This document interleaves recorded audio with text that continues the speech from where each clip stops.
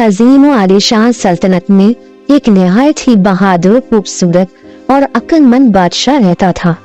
बादशाह नौजवान था और उसकी शादी की उम्र हो गई थी।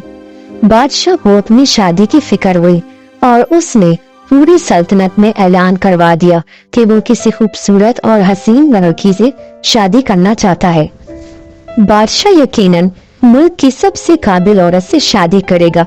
सबसे पहले ये खबर अदालत के हजाम को बताई गई, फिर रात के चौकीदारों को और फिर बाजार में फल और कपड़ा बेचने वाली तमाम बूढ़ी औरतों को बताया गया। बादशाह की शादी की खबर जंगल की आग की तरह हर तरफ फैल गई और सल्तनत की हर औरत बादशाह से शादी करने के सुनहरे ख्वाब देखने लगी और उस उम्मीद में थी कि उसे ही बादशाह मुंतखब करेगा। बादशाह ने ये खबर सुनाने की जिम्मेदारी अपने खास वजीर को दी थी। तमाम सल्तनत के लोग इस वजीर के गिर्द जमा हो गए और उससे पूछने लगे कि बादशाह किस तरह की लड़की से शादी करेगा।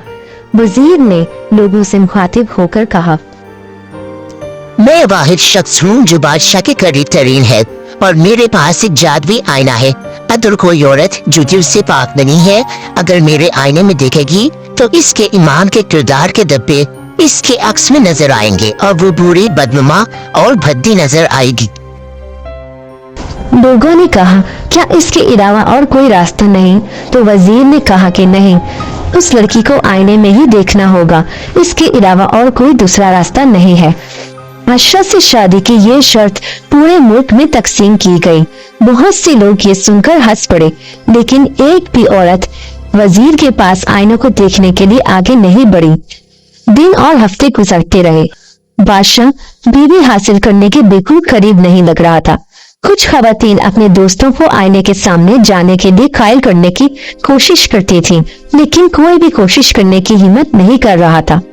मुमलिकत की खूबसूरत खवातीन इस बात से डरती थीं कि कहीं आईने में उनकी शक्ल भद्दी और बदसूरत न नजर आए और उनकी बेइज्जती हो जाए। बादशाह एक खूबसूरत और ईमानदार आदमी था और इसकी तमाम रियाया इसकी बहुत सी खूबियों की वजह से उसे बहुत पसंद करती थी। लिहाजा ये बात बहुत हैरान कुन थी कि मुमलिकत की खूबसूरत खवातीन में से कोई भी कम से कम इसकी बीवी बनने की कोशिश नहीं कर रहा था।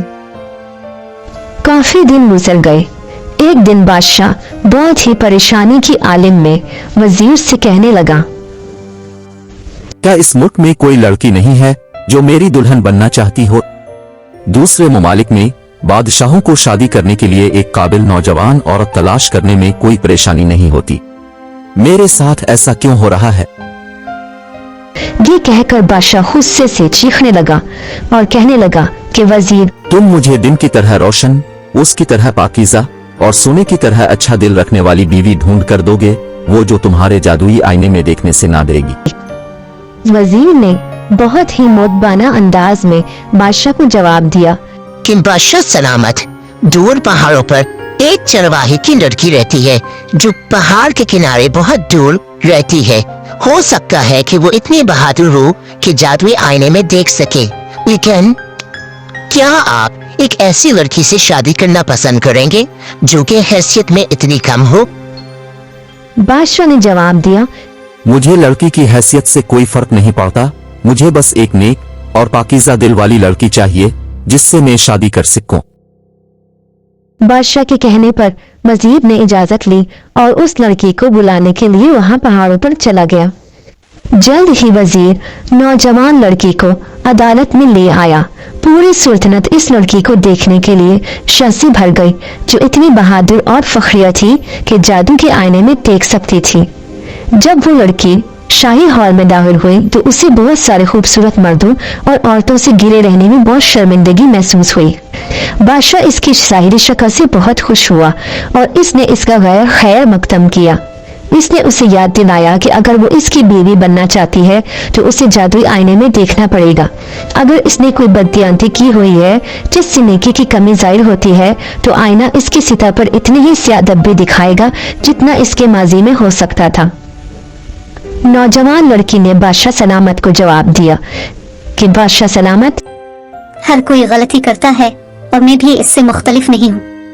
मैंने अपने भीड़ के साथ गलतियाँ की हैं, लेकिन उन्हें मुझे माफ कर देना चाहिए क्योंकि हर रोज वो मुझे दोबारा इन सब की देखभाल करने देती है। अगर उन्हें लगता है कि खतरा आने वाला है तो वो उनकी हिफाजत के लिए मेरे पास आती है। मैं अपनी भेड़ों से मोहब्बत करती हूँ और उनके लिए अपनी पूरी कोशिश करती हूँ।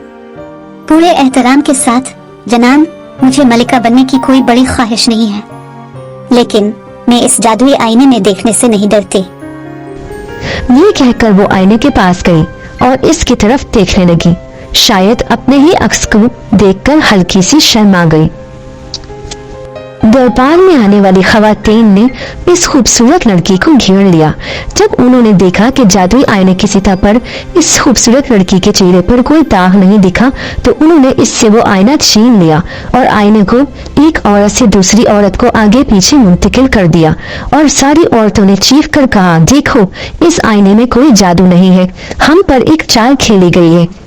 असल में वो एक आम आईना था, लेकिन आम आईने की वजह से बादशाह को एक खास लड़की मिल चुकी थी जिसके ऊपर बादशाह को बहुत फख्र था।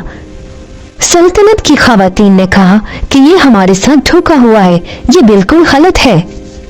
लेकिन बादशाह ने कहा, नहीं खवातीन, नहीं ख्वातीन, आपको सिर्फ शुक्रिया अदा करना है। अगर आपको इस नौजवान औरत की तरह अपने आप पर एतमाद होता जो अब मेरी मलिका बनने जा रही है, तो आप भी आईने में देखने से नहीं डरते। सल्तनत की तमाम औरतें अफसोस करती रह गईं कि काश वो इस आईने में देखने की हिम्मत करती तो आज वो भी इस लड़की की तरह मलका बनने जा रही होती। लेकिन अब कोई रास्ता नहीं था। पूरे मुल्क में निहायत ही जोशो खरोश और जश्न के साथ बादशाह और मलका की शादी की गई और उसके बाद वो दोनों हमेशा खुश रहने लगे।